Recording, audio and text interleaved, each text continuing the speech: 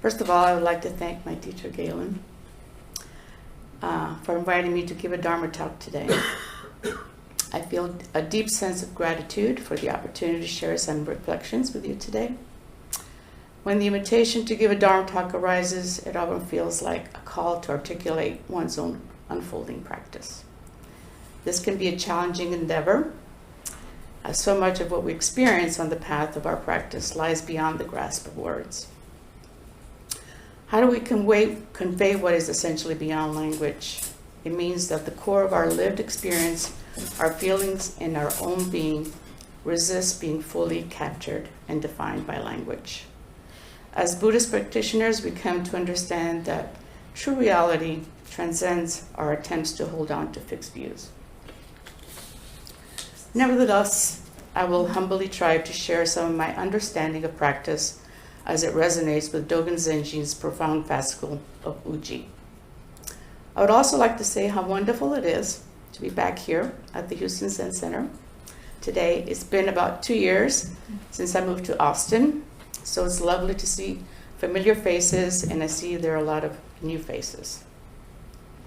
I first came to the Houston Zen Center about 15 years ago. We all have different reasons why we have found ourselves here. Some of us come because we're going through a period of suffering. Some of us are just curious. Some of us are dragged here by a friend. For whatever reason you have found this place, I can also say this place has found you.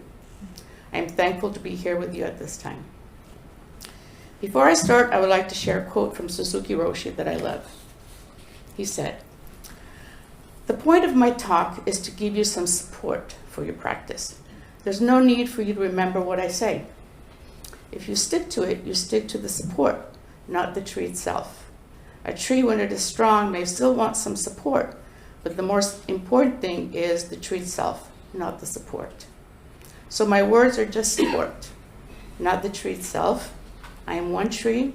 Each of you is a tree." So this year, our Dharma talks have been exploring the rich tapestry of the Shobogenzo, the treasure of the true Dharma Eye, penned by the founder of Soto Zen lineage in Japan, Eihei Dogen. Today, my talk will be on the fascicle titled Uji. In Japanese, U signifies existence, and Ji signifies time. Thus, we can understand Uji as existent time. Interestingly, it is also translated simply as sometimes. However, in Kaz Tanahashi's insightful translation of the treasury of the true Dharma Eye, he renders Uji as the time being. For me, each of these translations offers a distinct yet interconnected way of contemplating this central teaching of time and existence.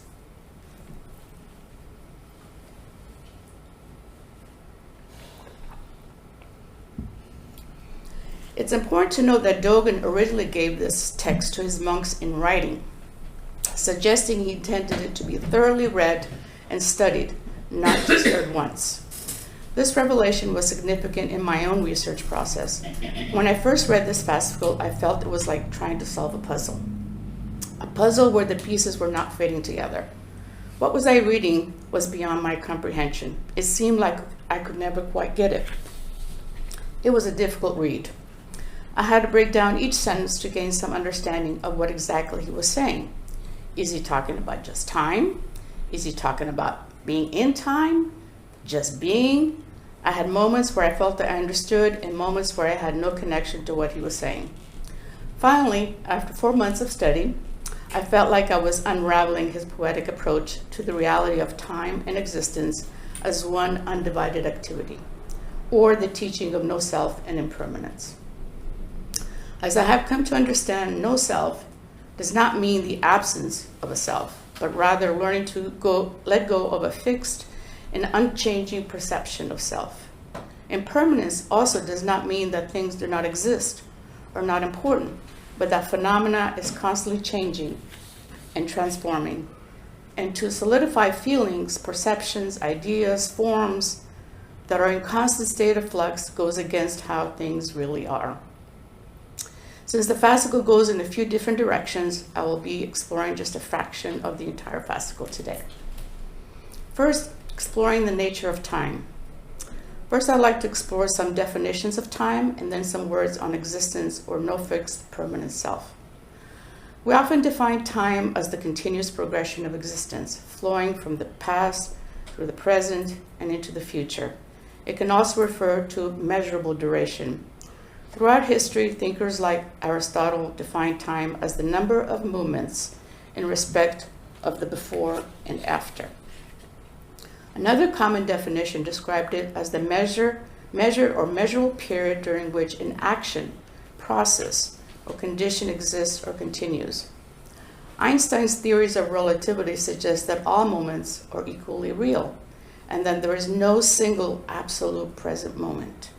He wasn't saying that the present doesn't exist, but rather that reality can be understood as an endless multiplicity of present moments. In the realm of society, time serves as a social construct, a framework that helps us organize and manage our lives. However, our perception of time, our experience of being within time, can differ greatly from this abstract, measurable concept. We tend to experience being in the present, we recall the past, and we anticipate the future. Yet our physical form, our body, can only inhabit the present moment. It cannot journey to the future and return, or can it physically revisit the past. From an experiential perspective, we experience time as conscious moments. Time can be an action, a bodily action, a mental action, or an action of speech. That action and that time are conjoined within a multitude of other actions and moments throughout the universe that construct the world as it unfolds at that moment. So where is the past? Can we locate it? The past lives in our memories, and memories by nature are exclusive. They do not encompass all that was occurring in that moment. They only reflect what we paid attention to in that moment, and they're also clouded by the stories we told ourselves during that time. Two people can be at the same place and experience that moment in totally different contexts, and their memories will be totally different. Personally, I've always had a somewhat conflicted interpretation with how time appears to be so linear. I've struggled to grasp how a moment can be so vividly present and then vanish in the next instant. How can something that feels so real become seemingly unreal or lost to the past? But is it truly lost or simply misplaced for a time being?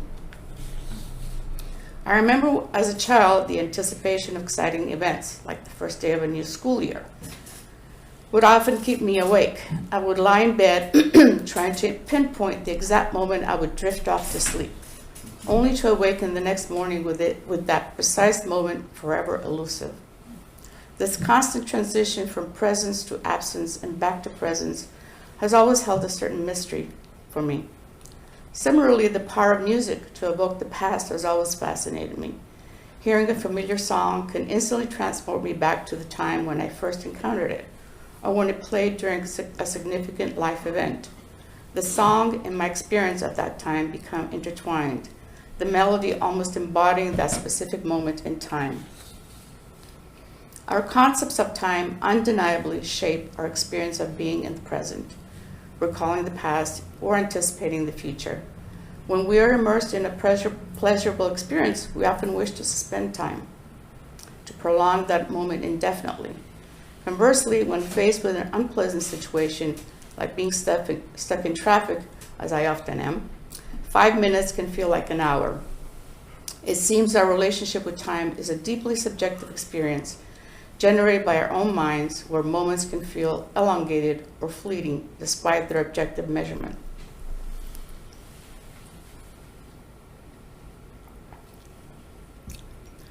In this fascicle, Dogen urges us, do not think that time merely flies away.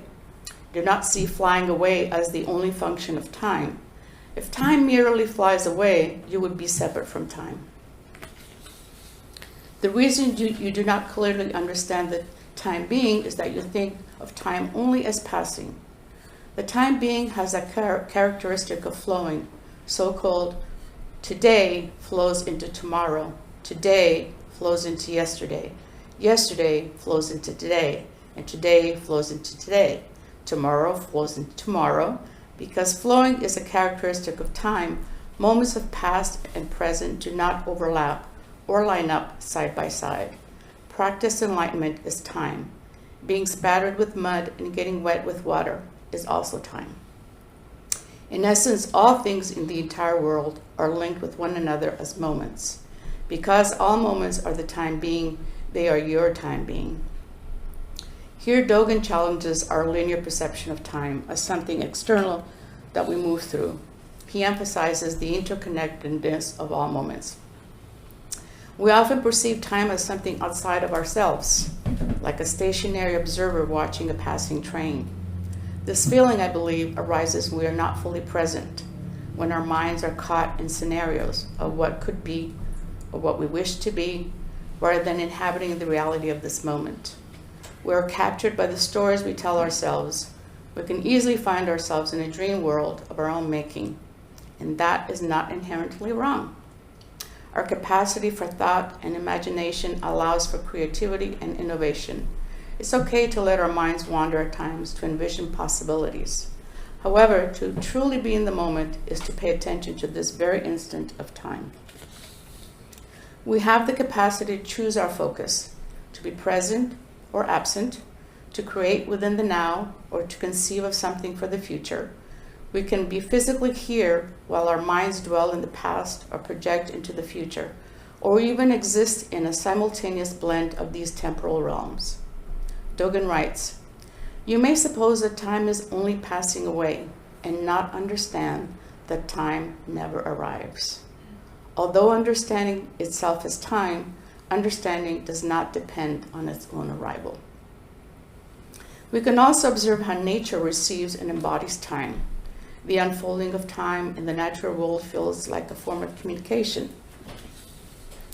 Nature inherently knows the precise moment for new leaves to unfurl, for flowers to bloom, for fruit to ripen, for the dormancy of winter, and for the resurgence of life. I find immense joy in watching nature respond to the changing seasons, to the weather. Weather itself is a manifestation of time, a dynamic dance of existing time. My love for gardening has offered me a deeper understanding of this. In my younger days, planting a fruit tree was often accompanied by the thought, in 5 years, I will see some fruit.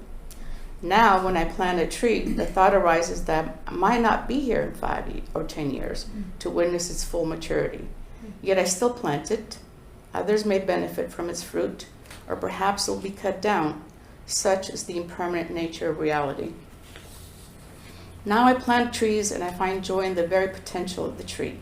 Envisioning its future form, I experience not only its immediate present, but also its potential future within this very moment. This brings me to the other part of Uji, existence. No fixed permanent self, the formation of fixed views, and Nagarjuna Tetralama.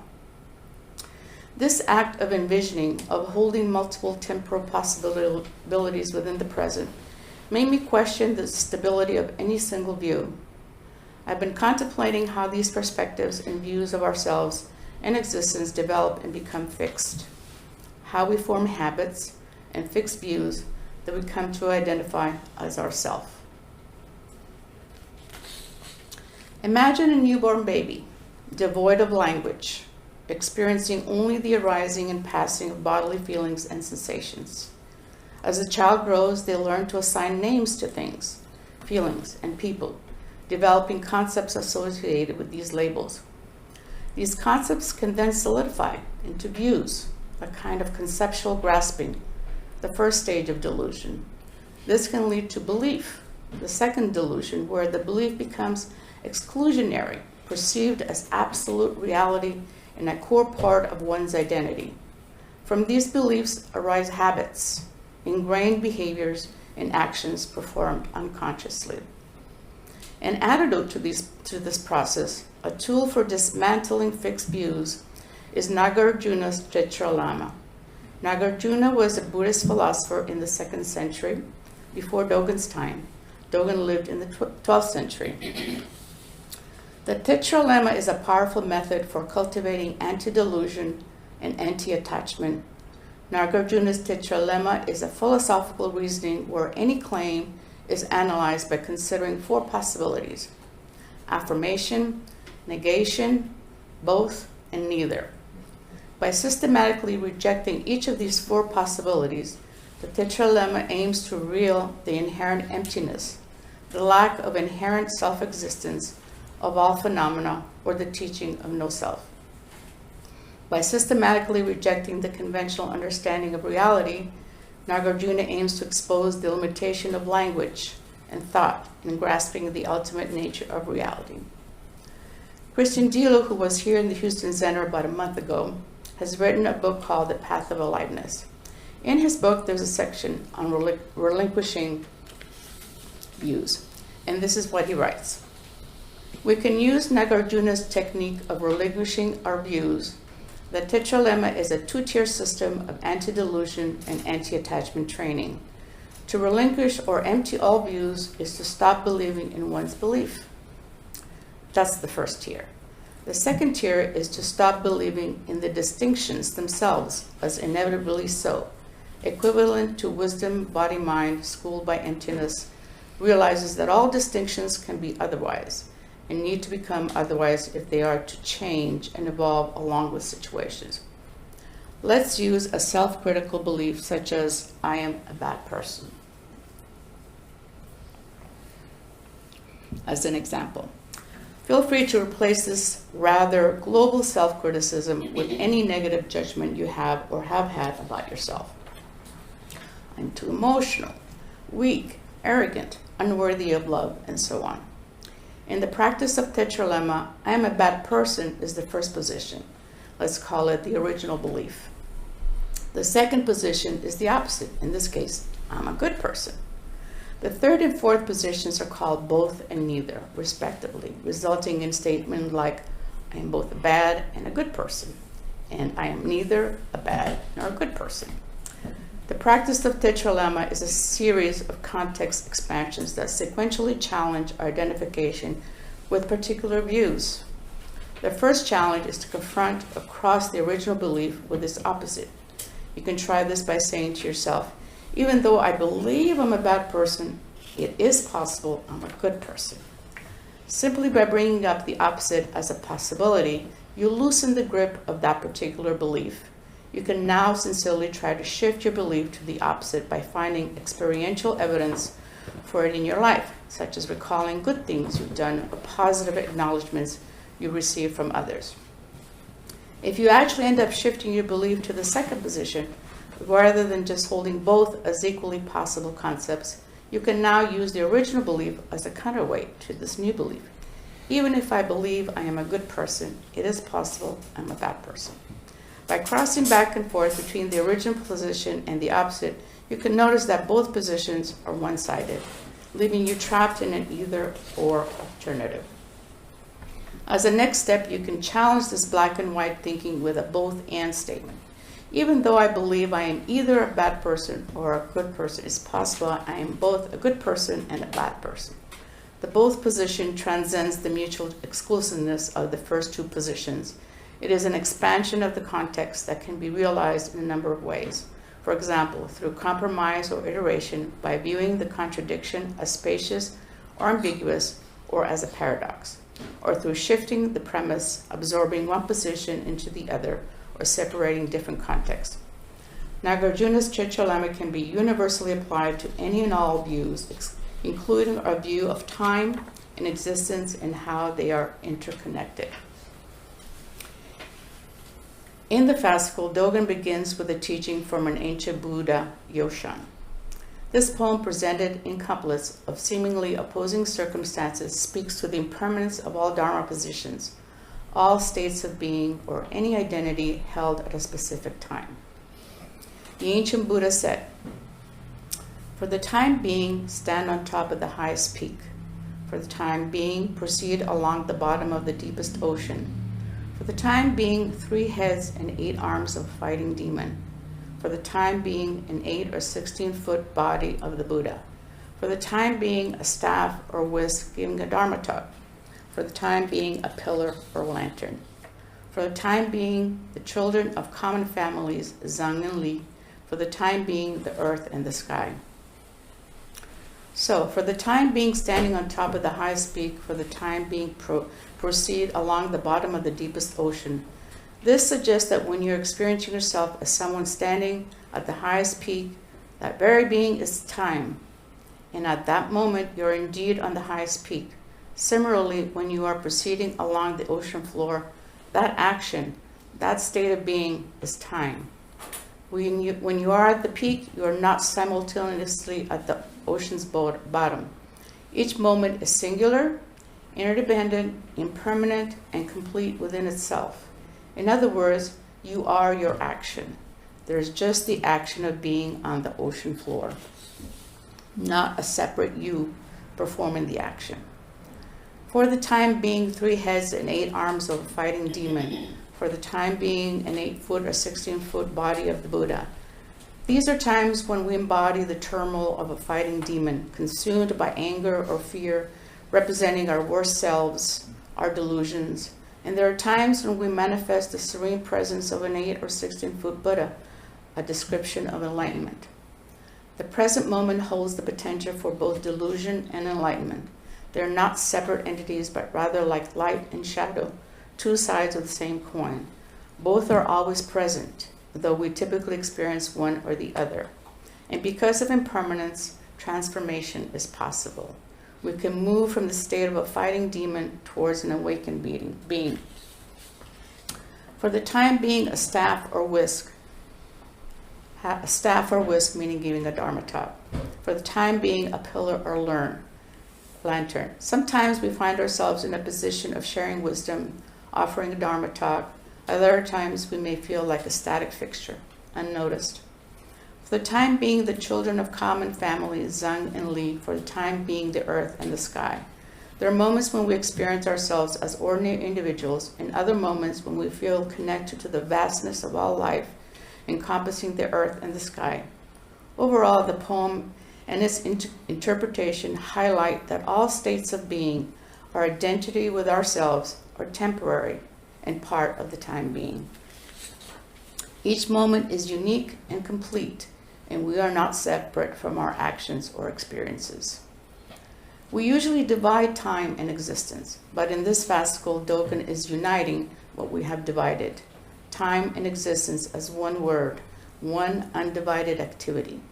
He suggests that time is not just time and we're watching it flow or move.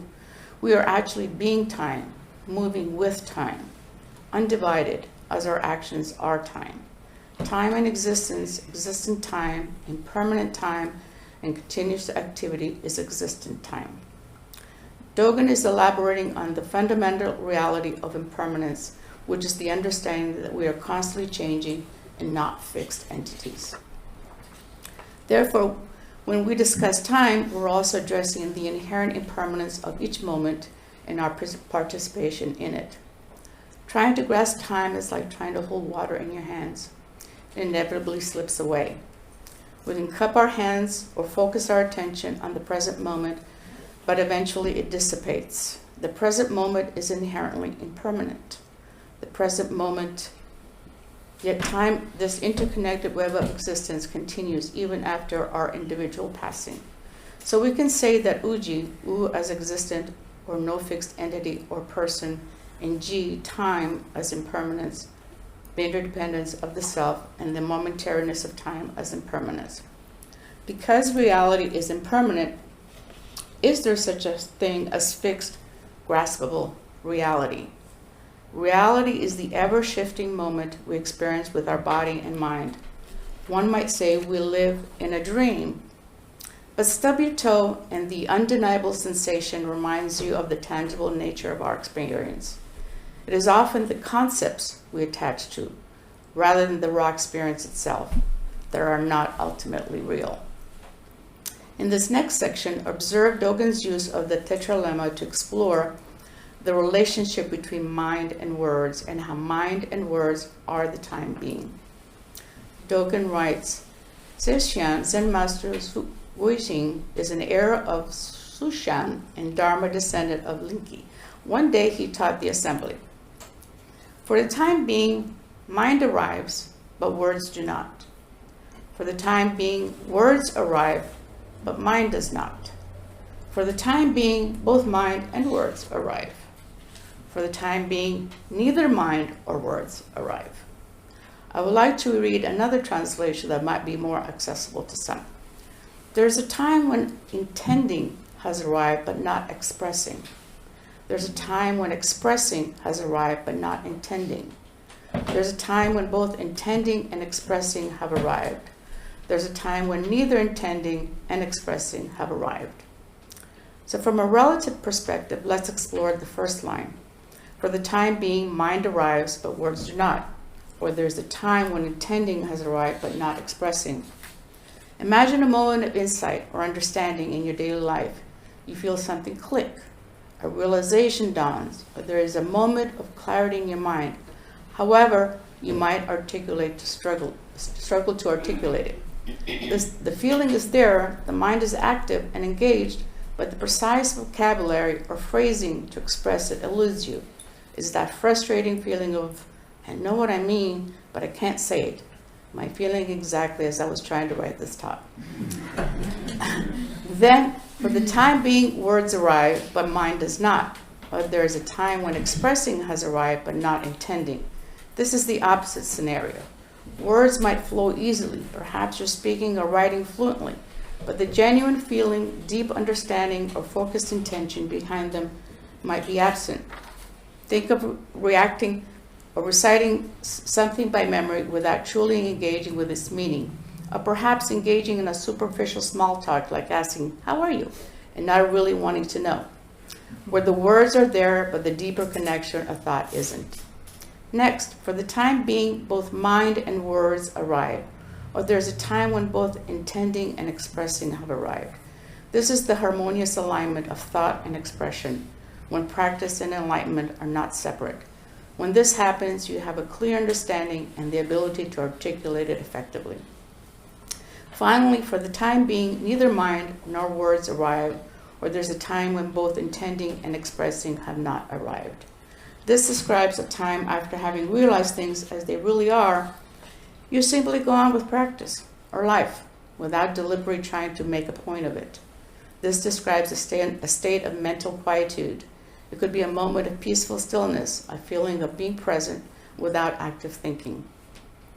In essence, these lines beautifully illustrate the transient and sometimes independent nature of our inner thoughts, mind, and our ability to express them, words. It highlights the different ways these two aspects of our experience can interact. Sometimes one is present while the other isn't.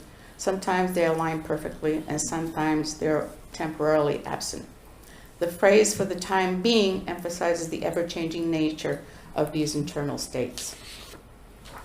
The message is that relationship between mind and words is complex, ever-changing, and ultimately we should not get too attached to either one. True understanding comes from direct experience, not just thinking and talking about it.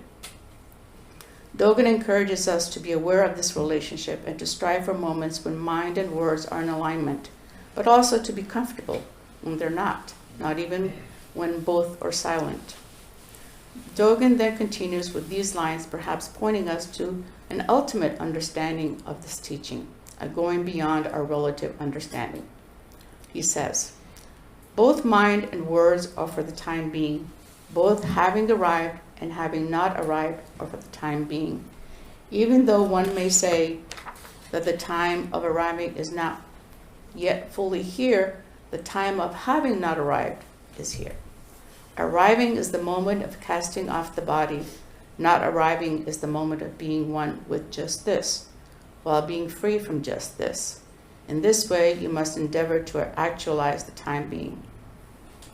In true Dogen fashion, he is attempting to loosen our grip to one-sided thinking of either or and move us to both and expansive thinking.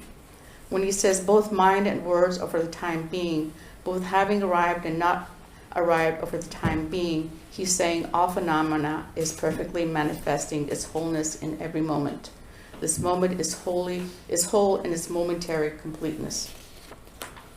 He continues, mind is a donkey that has not yet left. Words are a horse that has already arrived. Having already arrived is words, and not having left is mind. Arriving is not coming, not arriving is not yet. In this, okay, you know how puzzled I was with that one. In the statement, but I figured it out. In the statement, mind is a donkey and words are a horse that has already arrived, the donkey represents the mind, which is slow to change, not like an old, unmoving donkey. It also symbolizes the mind's tendency to get bogged down in thoughts and attachments, unable to grasp the present moment. The horse represents words and concepts, which are fast and fleeting, like a horse that gallops away quickly. This highlights how easily we can get carried away by our thoughts and words, losing sight of the present reality. This saying is often used as a Zen koan. It challenges the mind to go beyond conceptual understanding and experience the present moment directly. He finishes with, arriving is the moment of casting off the body. Not arriving is the moment of being one with just this, while being free from just this. In this way, you must endeavor to actualize the time being. So arriving is the moment of casting off the body. This phrase suggests a profound letting go. This brings to mind another quote from Dogen. To study the self is to forget the self. To forget the self is to be actualized by myriad things. Not arriving is the moment of being one with just this. Being one with just this might refer to fully embracing the present moment, the immediate reality. Simultaneously, being free from just this could indicate not being bound or defined by this very moment. It's about being present without attachment. In this way, you must endeavor to actualize time being. Our minds can get stuck, while words can fly by, but true understanding comes from experiencing the present directly. We should strive to truly live in this time being, embracing both letting go and being fully present. In summary, each of us constructs our own unique world. Our individual experiences shaped by our DNA, upbringing, cultural influences, and language create a singular lens through which we perceive ourselves, others, and our Dharma position in time. And these identities are constantly changing. I sometimes find it quite remarkable that we can communicate at all, given the deeply personal nature of our experiences. We can strive for empathy, but experientially, we can only imagine what another person is going through, never fully grasp their reality. This is where the limitation comes in. While we can intellectually understand someone else's situation or emotions, our understanding is always filtered through our own unique experiences, biases, and perspectives. We can imagine what it might be like to experience something, but we can never truly experience it as the other person does. Their reality is shaped by their individual history, their physical and emotional sensations, and their way of interpreting the world, all of which are unique to them. This reinforces the idea that there is always a gap between our understanding of another person's experience and their actual experience. We can get close, but we can never fully bridge that gap. This isn't necessarily a bad thing, it's simply a reflection of the subjective nature of reality. Each person's reality is their own, and it's impossible for another person to fully inhabit it. Therefore, while empathy is valuable and essential, we must also acknowledge its limitations and approach our interactions with others with humility and awareness. We can strive to understand, but we should also recognize that we will never fully grasp another person's reality. This recognition can lead to greater acceptance, compassion, and less judgment. It encourages us to listen more deeply, to ask more questions, and to hold our assumptions lightly, knowing that there will always be aspects of another person's experience that remain beyond our full comprehension. And I know from my own attempts that this can be very difficult to do. In closing, existent time, Uji, is this moment with all beings and space. Because each moment is a singular and a unique experience of your existence, it will never occur again in time, and yet will be with you at all times. Because there is impermanence, transformation is possible. Be fully what you are for the time being. Practice coming back to this moment with your body, breath, and what appears before you for the time being. Thank you.